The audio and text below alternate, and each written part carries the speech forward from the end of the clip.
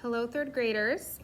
I'm going to read a book to you today called Aunt Flossie's Hats and Crab Cakes Later. We are going to continue visualizing like we practiced with the treasure a couple days ago. So what you need to do in your packet is pull out this page that says visualize and summarize. So go and you can get crayons and colored pencil if you want. So go and grab this. You can pause the video if you need to. Okay, when you're ready to go, you'll see that we are going to continue the strategy of visualizing, making that mental image in our head. So the book title is Aunt Flossie's Hats. I'll show you that in a minute, but you can write it in there, Aunt Flossie's Hats. You are going to choose a scene from your book, and I'm actually going to show you the scene that you'll do. What does the scene look like in your mind? Draw the picture you imagine in the box below, then add the caption by briefly summarizing the scene. Okay, so I'm going to read to you, and there's just me one point in the book where I had the picture from you, and I want you to visualize what I read. You'll draw that picture there. Okay, so you can just enjoy the book until we get to that point, and then you'll have your page ready to go. Aunt Flossie's Hats and Crab Cakes Later. This is by Elizabeth Fitzgerald Howard. And beautiful illustrations in this book. On Sunday afternoons, Sarah and I go to see great Aunt Flossie. Sarah and I love Aunt Flossie's house. It is crowded full of stuff and things. Books and pictures and lamps and pillows. Plates and trays and old blue dried flowers. And boxes and boxes and boxes of hats.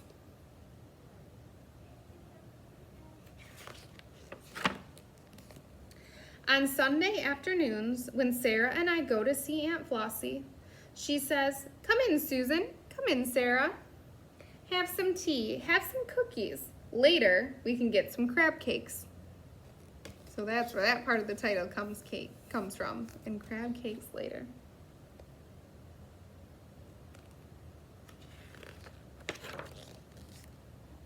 We sip our tea and eat our cookies, and then Aunt Flossie lets us look in her hat boxes. We pick out hats and try them on. Aunt Flossie says they are her memories, and each hat has its story.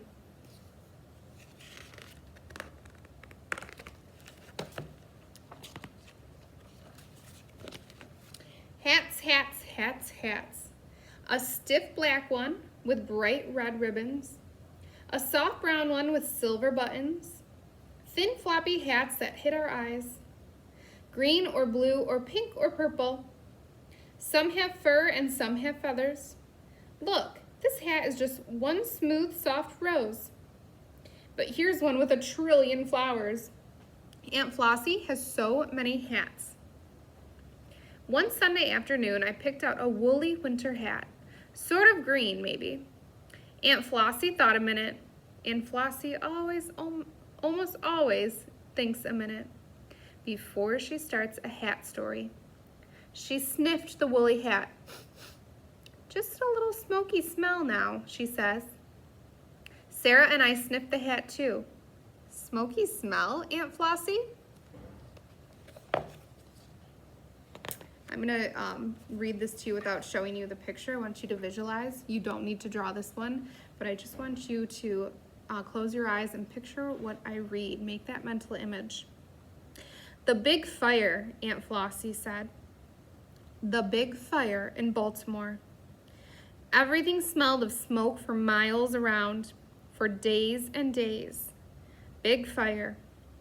Didn't come near our house on Center Street, but we could hear fire engines racing down Paul. Horses' hooves clattering, bells, whistles. Your great-grandmother and I couldn't sleep. We grabbed our coats and hats and ran outside, worried about Uncle Jimmy's grocery store, worried about the terrapins and crabs. Big fire in Baltimore." Did you picture, make a visualization in your mind? Well, here's the city of Baltimore. You can see they're running to the big fire with the horses and the loud fire engine trucks. And there they are when she was younger, waiting outside. Aunt Flossie closed her eyes. I think she was seen long ago. So she was visualizing. I wondered about crab cakes. Did they have crab cakes way back then? Sarah sniffed the Aunt Flossie's hat. No more smoky smell though, she said. But I thought I could smell some, just a little. Then Sarah tried a different hat. Dark, dark blue with a red feather. This one, Aunt Flossie, this one. Aunt Flossie closed her eyes and thought a minute. Oh my, yes, my, what an exciting day. We waited, Sarah and I. What happened, Aunt Flossie? I asked. You visualize this one again. You don't need to draw it, but just close your eyes and picture what I'm reading. Big parade in Baltimore. Ooh, parade, said Sarah. We love parades. I made that hat, Aunt Flossie said, to wear to watch the big parade. Buglers were bugling, drummers were drumming, flags flying everywhere. The boys, soldiers, you know, back from France, marching up Charles Street, proud. Everyone cheering, everyone shouting. The Great War was over. The Great War was over. Did you visualize a big parade happening? Lots of excitement happening. Lots of hats. A lot of people used to wear hats back then. It was formal. Means it was nice when you dressed up nice. And people dressed up nice almost all the time. So they are celebrating all the boys, all the soldiers coming back from war. That's why there was a big parade. Let's have a parade, I said. Sarah put on the dark blue hat. I found a red one with a furry pom-pom. We marched around Aunt Flossie's house. March with us, Aunt Flossie, I called. But she was closing her eyes. She was seen a long time ago. Maybe she's dreaming about crab cakes, Sarah said.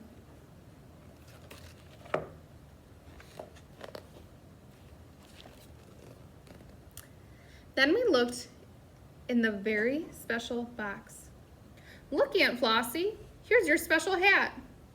It was the big straw hat with the pink and yellow flowers and green velvet ribbon. Aunt Flossie's favorite best Sunday hat. It's our favorite story because we are in the story and we can help Aunt Flossie tell it. So we're gonna hear the story about that hat now. Okay, this is where you're gonna visualize. I'm gonna read quite a bit, so just close your eyes, make a picture in your head, and you're going to draw it when I'm all done. Aunt Flossie smiled. One Sunday afternoon, she said, we were going out for crab cakes. Sarah and Susan and Mommy and Daddy, I said. And Aunt Flossie, said Sarah. Aunt Flossie nodded. We were walking by the water, and the wind came. Let me tell it, I said. The wind came and blew your favorite best Sunday hat. My favorite best Sunday hat, said Aunt Flossie. It landed in the water. It was funny, said Sarah. I didn't think so, said Aunt Flossie. And Daddy tried to reach it, I said, but he slid down in the mud. Daddy looked really surprised and everyone laughed. He couldn't rescue my favorite best Sunday hat, said Aunt Flossie. And Mommy got a stick and leaned far out and she almost fell in, but she couldn't reach it either.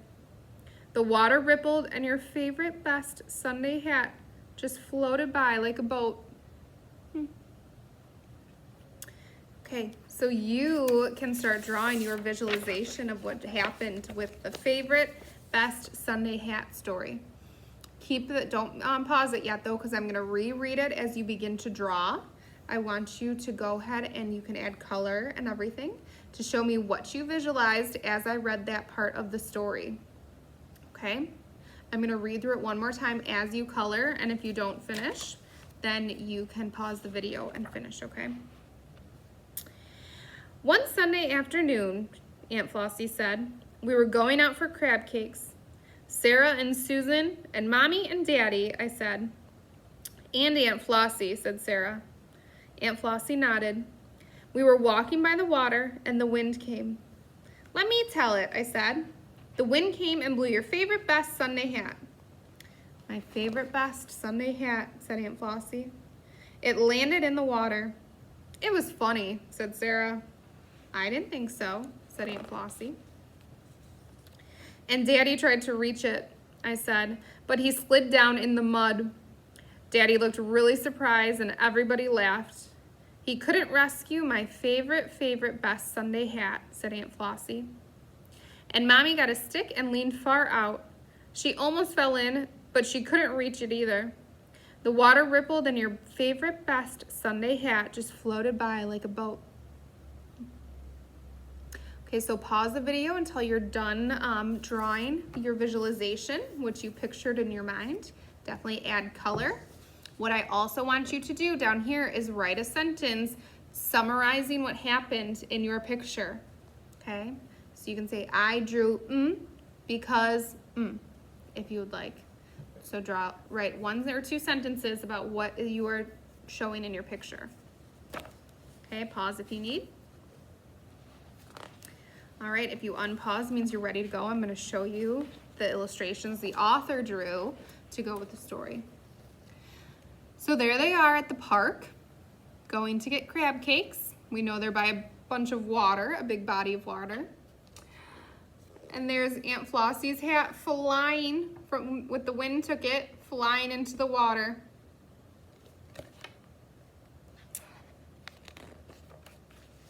And look at what we have here. Daddy went down to go get it and he fell in the mud. Mama couldn't reach it with the stick and it's just floating on by. The girls and Great Aunt Flossie are just watching.